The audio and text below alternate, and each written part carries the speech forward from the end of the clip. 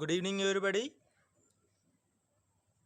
So ఈరోజు మనము చెప్పుకునేది ఏంటిదంటే, లాస్ట్ క్లాస్లో మనం ఏమని చెప్పుకున్నాము అంటే దాదాపుగాను జర్నల్ ఎంట్రీస్ అన్నిటి గురించి కూడా మనం తెలుసుకోవడం జరిగింది. ఈరోజు లాంగ్ ప్రాబ్లమ్స్ ఫైనాన్షియల్ అకౌంటింగ్ 2లో బిల్స్ ఆఫ్ ఎక్స్చేంజ్లో వినిమయ బిల్లులు, ఓకేనా. ఫైనాన్షియల్ అకౌంటింగ్ 2లో వినిమయ బిల్లులు ఫస్ట్ యూనిట్లో మనము లాంగ్ ప్రాబ్లం ఫస్ట్ ప్రాబ్లం ఈరోజు మనం తెలుసుకోవడం జరుగుతుంది. అయితే మీ యొక్క ప్రాబ్లమ్స్ అన్నీ కూడా మీకు నేను డిస్క్రిప్షన్లోనూ పెట్టడం జరిగింది, కింద డిస్క్రిప్షన్లోనూ పెట్టడం జరిగింది. ఒకసారి చూడండి, ప్రతి ఒక్కరు కూడాను డిస్క్రిప్షన్లో చూస్తే మనకు ప్రాబ్లం ఏంటి అనేది అర్థమవుతుంది. సో ఈ ప్రాబ్లం చూసినట్లయితే ఫస్ట్ ఆఫ్ ఆల్ అసలు ఏమి ఇచ్చిండు ప్రాబ్లం చూడండి. ఇక్కడ ఏమన్నాడంటే మనము జనరల్ ఎంట్రీస్ని ప్రిపేర్ చేయాల్సి ఉంటుంది. జనరల్ ఎంట్రీస్ని ప్రిపేర్ చేసేటప్పుడు ప్రాబ్లం ఏమి ఇచ్చిండో మనం పర్టికులర్గా చూసుకుంటూ చేసుకోవాలి.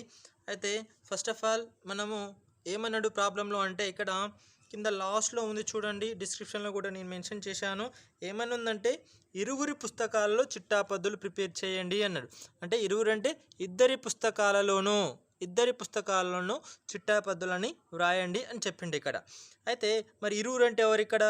కర్త అనేటటువంటి వ్యక్తి, స్వీకర్త అనేటటువంటి వ్యక్తి. అయితే కర్త ఎవరు ఇక్కడ అంటే, ఇక ప్రాబ్లం ఫస్ట్ పాయింట్ చూడండి. కర్త ఎవరు ఇక్కడ అంటే ఫస్ట్ పాయింట్ చూడండి. జనవరి 1, 2014 అనిల్ రూపాయలు 8,000కు సరుకును నరేష్కి అమ్మినాడు.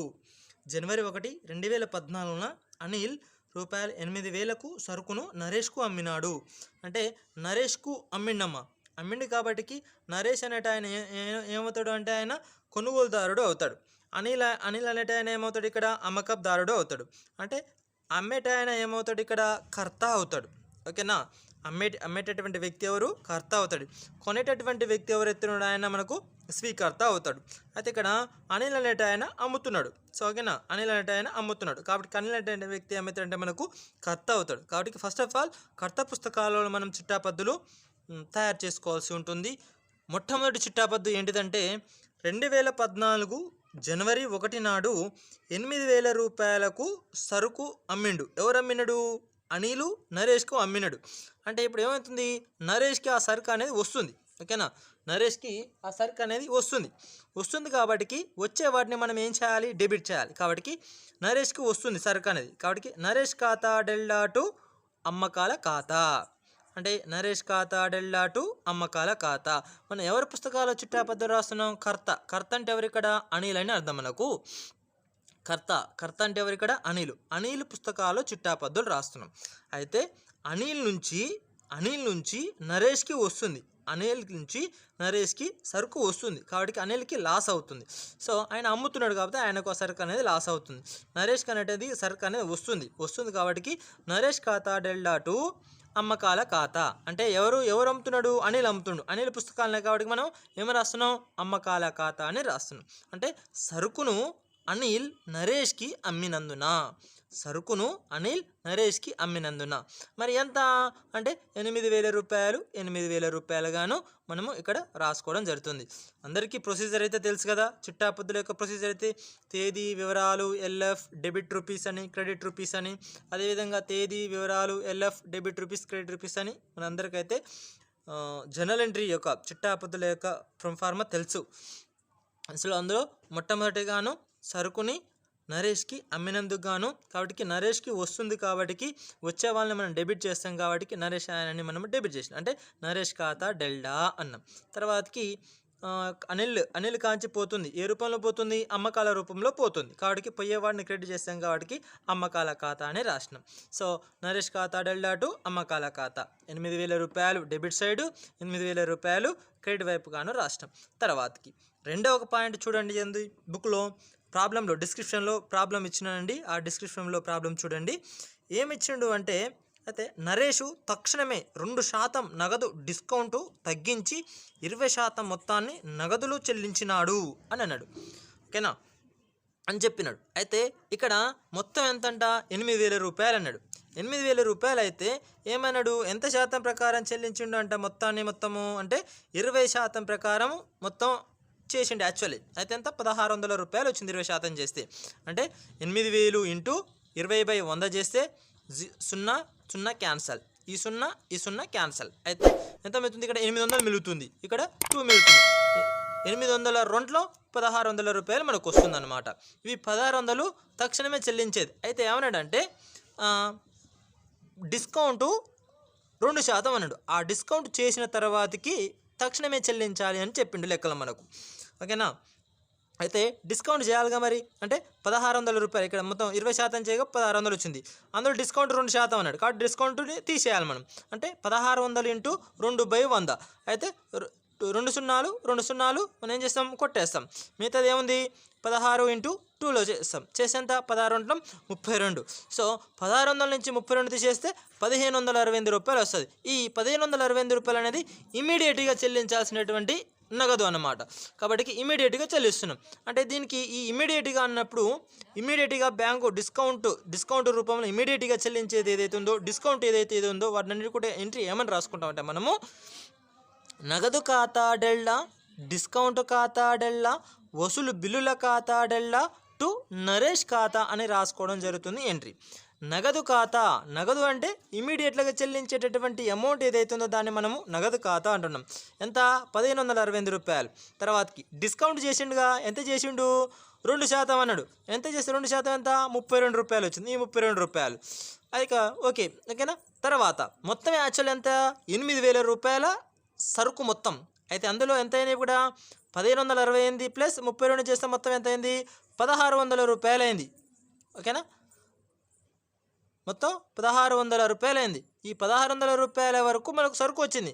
అయితే ఆయన ఎవరికి వస్తుంది? ఇక్కడ ఆ యొక్క బుక్లలోనూ అతనికి వచ్చేటటువంటి అమౌంట్ అన్నమాట.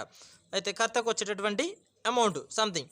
సో అయితే మరి ఇంకా వచ్చింది, తక్షణమే వచ్చింది కర్తకు. ఎంత? 1568 డిస్కౌంట్ పోగా 1568 డిస్కౌంట్ చెల్లించాలని చెల్లించుకుంటూ అయిపోయింది.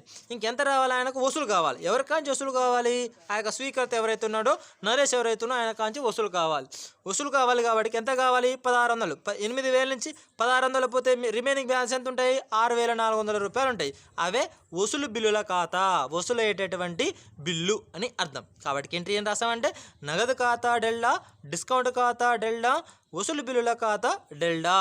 1568 మరియు 32 రూపాయలు, 6400 రూపాయలు, మొత్తం 8000 రూపాయలు నరేష్ చెల్లించాల్సినటువంటి అమౌంట్ అనమాట. సో ఎప్పుడు అంటే ఇది బిల్లును తన బ్యాంకు వద్ద డిస్కౌంట్ చేసినటువంటి సందర్భంలో ఈ యొక్క ఎంట్రీని మనం రాసుకోవడం జరుగుతుంది. అదేవిధంగా మూడో ఎంట్రీ చూడండి, మూడో పాయింట్ చూడండి. బుక్లో ఏమొచ్చిందంటే నగదులో చెల్లించినాడు అని ఇచ్చిన తర్వాత మిగిలిన మొత్తానికి 3 నెలల గడువుకు అనిల్ బిల్లు వ్రాసినాడు. అయితే ఆ బిల్లు ఏమైందంట? గడువు తేదీన బిల్లు ఆదరణ పొందింది అన్నాడు. ఆదరణ పొందుతుందంటే ఆ బిల్ అనేది ఏమవుతుంది? క్యాన్సలైజేషన్ కాకుండా సక్సెస్ఫుల్గా ఆయన నగదు చెల్లించుండు, ఆయన వసూలు చేసుకుంటుండు, ఆయన చెల్లింపు చేసుకుంటుండు సంథింగ్. ఈ వ్యవహారం మొత్తం ఆదరణ పొందింది, ఆమోదం పొందింది. ఇద్దరు ఒక ఒప్పందం అనేది కుదిరి పరిష్కారం చేసుకుంటున్నారు. అందుకు గాను, అలా ఆదరణ పొందినందుకు గాను, ఆమోదం పొందినందుకు గాను కర్త పుస్తకాల్లో మనం చిట్టాపద్దులు రాయాలి. కర్త అంటే ఎవరు? అనిల్ పుస్తకాలలో. ఎంట్రీ ఏమని రాయాలంటే నగదు ఖాతా డెల్టా టు వసూలు బిల్లుల ఖాతా అని ఎంట్రీ రాయాలి. నగదు ఖాతా డెల్టా టు వసూలు బిల్లుల ఖాతా అని మనం ఎంట్రీ రాస్తాం. అంటే నగదు 8000 రూపాయలు ఆదరణ పొంది 8000 అతనికి రావాలి. ఎవరికి రావాలి? అనిల్కి రావాలి. అనిల్ పుస్తకాలు రాస్తున్నాం కాబట్టి అతనికి వస్తున్నాయి కాబట్టి ఏమన్నాడు? ఆదరణ పొందింది. గడువు తేదీ ఆదరణ పొందడం ద్వారా అతనికి వస్తున్నట్టు లెక్క. నగదు ఖాతా డెల్టా టు వసూలు బిల్లుల ఖాతా, వసూలు చేసుకుంటుండు అంటే ఆ బిల్లుల్ని వసూలు చేసుకోవడం జరుగుతుంది. వసూలు చేసుకుంటే ఆయనకు వచ్చేది కాబట్టి వసూలు అయ్యేటటువంటి బిల్లులు అంటే ఎవరి దగ్గర వసూలు అవుతున్నాయి? ఆ యొక్క స్వీకర్త దగ్గర నుంచి వసూలు అవుతున్నాయి. ఏం వసూలు అవుతున్నాయి? నగదు వసూలు అవుతుంది. నగదు అనేది వస్తుంది కాబట్టి డెబిట్ చేస్తుండు. వసూలు అనేది రావాల్సింది అవతల వ్యక్తి నుంచి రావాల్సి ఉన్నది కాబట్టి దాన్ని వసూలు బిల్లుల ఖాతా అని మనము ఈ యొక్క అనిల్ పుస్తకాలను, కర్త యొక్క పుస్తకాలను చిట్టాపద్దులను రాసుకోవడం జరిగింది. అదేవిధంగా మరి స్వీకర్త పుస్తకాలలోనూ చిట్టాపద్దులండి. స్వీకర్త పుస్తకాలలోనూ చిట్టాపద్దులు. స్వీకర్త ఎవరిక్కడ? నరేష్ స్వీకర్త ఎందుకు అయ్యిండు? ఆయన సరుకుని కొనుక్కోవడం జరుగుతుంది. ఓకేనా? ఎప్పుడైనా మనం అమ్మేటటువంటి వ్యక్తి కర్త అవుతాడు, కొనుక్కునేటటువంటి వ్యక్తి స్వీకర్త అవుతాడని మనం చెప్పుకున్నాం. చిట్టాపద్దులు ప్రిపేర్ చేసుకున్నప్పుడే మనం చెప్పుకున్నాం. చూసినట్లయితే తేదీ 2014 జనవరి 1 నాడు. సో ఎంట్రీ ఏమని రాసుకోవాలి అంటే మరి కొనుగోలు ఖాతా డెల్టా టు అనిల్ ఖాతా. ఇదంతా ఫ్రమ్ ఫార్మాలో ఉందండి. మీకు ఇంతకుముందు చెప్పినటువంటి ఫ్రమ్ ఫార్మా ఏదైతే ఉందో ఆ ఫ్రమ్ ఫార్మాలోనే ఉంది ఇదంతా. సో కొనుగోలు ఖాతా డెల్టా టు అనిల్ ఖాతా. స్వీకర్త పుస్తకాల చిట్టాపద్దులు రాస్తుండు కాబట్టికి ఆయన స్వీకర్తని మాత్రం మనం పరిగణలోకి తీసుకోవాలి కాబట్టికి ఆయన కొనుగోలు చేస్తుండు. అంటే ఆయనకు వస్తుంది, వచ్చే వాటిని మనం ఏం చేయాలి, డెబిట్ చేయాలి. ఎవరు కొనుగోలు చేస్తుర్రు, నరేష్కి వస్తుంది కాబట్టి ఆయన మనము డెబిట్ చేయాలి. ఏమని చేయాలి, కొనుగోల ఖాతా. ఏ రూపంలో చేసుకుంటుండే ఆయన అంటే కొనుగోల రూపంలో చేస్తుండు. కొనుగోల రూపంలో ఆయనకు వస్తుంది కాబట్టి చేయాలి. సో టు అనిల్ ఖాతా. అనిల్కి ఏమవుతుంది, పోతుంది, పోయే వాటిని మనము క్రెడిట్ చేయాలి. టు అనిల్ ఖాతా ఎంత, 8,000 రూపాయలు. 8,000 రూపాయలుగా మనం అమౌంట్ రాసుకున్నాం. అంటే నేరేషన్ అండి, వివరణ. సరుకును నరేషు కొన్నందునని మనం వివరణ ఇచ్చుకుంటాం. తర్వాతకి రెండవ ఏంటి అనేది డిస్కౌంట్ ఖాతా అనేటటువంటి సందర్భంలో డిస్కౌంట్ చెల్లించాలి అన్నప్పుడు ఈ యొక్క రెండో ఎంట్రీ రాయాల్సిన అవసరం లేదు. సో ఏంటంటే మన అవగాహన కొరకు ఒకసారి రాసినట్లయితే ఏ విధంగా రాసుకుంటామనే ఉద్దేశంగా చూసినట్లయితే ఈ యొక్క ఎంట్రీని మనం రాయడం జరుగుతుంది. అదేవిధంగా ఆయన ప్రాబ్లంలో 3 నెలల వరకు కూడా చిట్టాపద్దులు ప్రిపేర్ చేయండి అని చెప్పింది కాబట్టి దానికి గాను మనం ఈ విధంగా ఎంట్రీస్ని రాస్తున్నాం. సో ఎంట్రీ ఏమని రాస్తున్నామంటే అనిల్ ఖాతా డెల్టా టు నగదు ఖాతా టు డిస్కౌంట్ ఖాతా టు చెల్లింపు బిల్లుల ఖాతా. అనిల్కు వస్తున్నాయి ఇవన్నీ. 8,000 రూపాయలు సరుకు ఏ విధంగా వస్తుందంటే తక్షణమే నగదు 1,565 రూపాయలు వస్తున్నాయి. ఓకేనా, 1,500 రూపాయలు వస్తున్నాయి. ఎవరి కాంచి, సంథింగ్ స్వీకర్త కాంచి. అంటే ఈయన ఇప్పుడు ఏమవుతుండే, లాస్ అవుతుండే. ఎవరి పుస్తకాల్లో రాస్తున్నాం మనము, స్వీకర్త పుస్తకాల్లో రాస్తున్నాం. స్వీకర్త ఏమవుతుండే, ఇక్కడ లాస్ అవుతుండు. ఓకేనా, లాస్ అవుతుండు. ఎవరికి, ఎందుకంటే అనిల్కి వస్తున్నాయి కాబట్టి ఈయన లాస్ అవుతున్నట్టేగా. నగదు అనేది ఆయన కాంచి పోతుంది. ఇమీడియట్లీ ఎవరికి అవుతుంది, అనిల్కి వస్తుంది కాబట్టి ఇమీడియట్లీ చెల్లింపు జరుగుతుంది. ఇమీడియట్లీ ఎంత, 1,565 రూపాయలు ఆయన చెల్లించడం జరుగుతుంది. డిస్కౌంట్ 32 రూపాయలు తీసేసుకోవడం జరుగుతుంది. చెల్లింపు బిల్లులు 6,400 రూపాయలు కూడాను తర్వాతకైనా ఆయన ఇవ్వడం జరుగుతుంది. సో ఈ విధంగా బిల్లు డిస్కౌంట్ చేసినందుకు గాను ఎంట్రీ అనిల్ ఖాతా డెల్టా టు నగదు ఖాతా టు డిస్కౌంట్ ఖాతా టు చెల్లింపు బిల్లుల ఖాతా అని మనము ఎంట్రీని రాసుకోవడం జరుగుతుంది. అదేవిధంగా మూడో ఎంట్రీ చూసినట్లయితే ఏమన్నాడు, మూడో ఎంట్రీ అంటే 3 నెలల గాను ఆ యొక్క బిల్లు ఏదైతుందో అది గడువు తేదీ నాటికి ఆదరణ పొందినది అని చెప్పినాడు. ఆదరణ పొందినందుకు గాను మనం చిట్టాపద్దు ఏమని రాసుకోవాలంటే చెల్లింపు బిల్లుల ఖాతా డెల్టా టు నగదు ఖాతా అని రాసుకుంటాం. ఆదరణ పొందినందుకు గాను చిట్టాపద్దు చెల్లింపు బిల్లుల ఖాతా డెల్టా టు నగదు ఖాతా అంటున్నాం.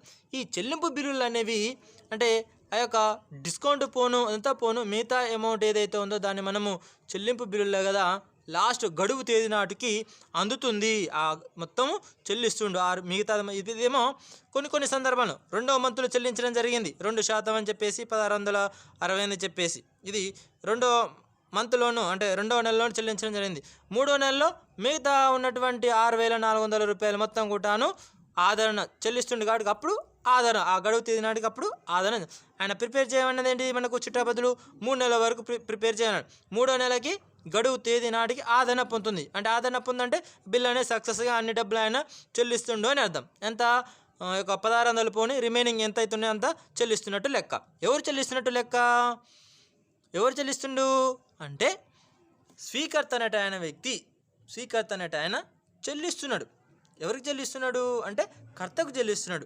అంటే ఏ రూపంలో, నగదు రూపం. అంటే నగదు అనేది పోతుంది కదా, నగదు అనేది పోతుంది కాబట్టి పోయేవాడిని మనం క్రెడిట్ వైపు రాసుకున్నాం. మరి చెల్లింపు బిల్లు అని ఎందుకు రాస్తున్నాం అంటే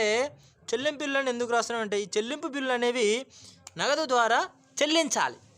ఆయన యొక్క వ్యవహారం చూసినట్లయితే నగదు ద్వారా చెల్లింపు జరగాలి. చెల్లింపు అనేది ఎవరు జరుగుతుంది, అప్పుడు కర్తకు జరుగుతుంది. అంటే చెల్లింపు అనేది ఈయన కాంచి పోతున్నట్టే లెక్క. యాక్చువల్లీ అది ఆయన పొందుతుండు. ఎవరు పొందుతున్నారు, చెల్లింపు బిల్లులు అనేవి నగదు పోతుంది. చెల్లింపు బిల్లుల ద్వారా ఆయన బెనిఫిట్ పొందడం జరుగుతుంది. కాబట్టి చెల్లింపు బిల్లు అనేవి డెబిట్ వైపు గాను నగదు అనేది పోతుందని చెల్లింపు బిల్లు రూపంలో పోతుందని చెప్పేసి. అంటే చెల్లింపు బిల్లు అనేది ఎందుకంటే ఆయన దగ్గర ఉంది ఆ బిల్లు అనేది. ఆ బిల్ అనేది ఆయన దగ్గర ఉన్నది, అంటే ఆయన కాన్నది కాబట్టి మనం డెబిట్ వైపు కానీ ఇట్లా రాసుకున్నాము. సో ఈ నగదు ద్వారా ఈ చెల్లింపులు అనేవి పోతున్నాయి కాబట్టి, నగదు అనేది పోతుంది కాబట్టి సో క్రెడిట్ వైపు నట్టు నగదు ఖాతా అని రాస్తున్నాం. దీనికి చిట్టా పద్దు మనకు ఫ్రమ్ ఫార్మ్ ఉన్నటువంటి ఫ్రమ్ ఫార్మ్ పరంగా మనము ఈ చిట్టా పద్దు తీసుకోవడం జరిగింది. సో ఏమని వివరణ, బిల్లు గడువు తేదీ నాటికి ఆదరణ చెందినందున అని ఈ ప్రాబ్లమ్స్ మనము జనరల్ ఎంట్రీస్ చిట్టా పద్దులను రాసుకోవడం జరిగింది. కింద ప్రాబ్లం మొత్తం కూడా కింద డిస్క్రిప్షన్లో ఇచ్చినాను, ప్రతి ఒక్కరు డిస్క్రిప్షన్ చూడండి. ప్రాబ్లం ఫస్ట్ పాయింట్ ఏంది, సెకండ్ పాయింట్ ఏంది, థర్డ్ పాయింట్ ఏంది అని కూడా, అంటే ఫస్ట్ నెల, సెకండ్ నెల, థర్డ్ మంత్కి 3 నెలలకు సంబంధించి డిస్క్రిప్షన్లో ప్రాబ్లం ఉంటుంది, చూడండి. అదేవిధంగా బుక్లో కూడా ఉన్నది ఈ ప్రాబ్లమ్స్ చూడండి. Okay, thank you so much.